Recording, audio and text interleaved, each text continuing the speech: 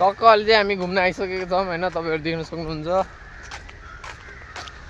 Hello,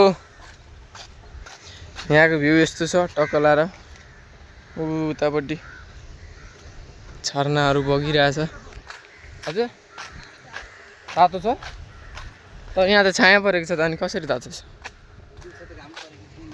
के को सालको होला यार, डह्रो छ तातो रहेछ तर दामी छ यार। अब यसमा पानी आउँदैछ उताबाटदेखि, एकछिन पछि आयो त्यहाँ फेरि तलाउ त्यसलाई के भन्छ त्यसलाई तलाब। यहाँ तलाब इन्द्रेणी चालु हुन्छ अहिले चाहिँ।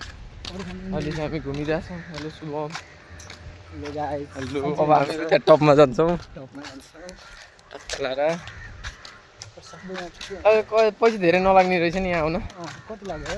10 रुपियाँ, जम्मा 10 रुपियाँ। हामीसँग त्यही पनि छुट्टा थिएन, अनि त्यहाँ एउटा जस दाइले क्या हुआ भनेको थियो, त्यसपछि छुट्टा नै भनेको कहाँबाट जाने यहाँबाट? ए अगाडिबाट रहेछ। दामी रहेछ कि यहाँनिर बस्ने ठाउँ। अनि छुट्टा थिएन अनि त्यो दिएको क्या। अनि पार्क नाम के हो भन्दै होला तिमीले? Okayama park. ओकायामा। यस्तो गर्दा त चाइनाको जस्तो लाग्छ नि मलाई यार, हेर न होइन? यता बस न, दामी रहेछ। कस्तो चिप्लो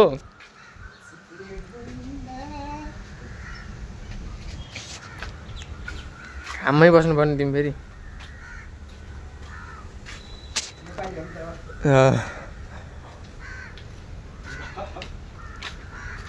कपाल छ है,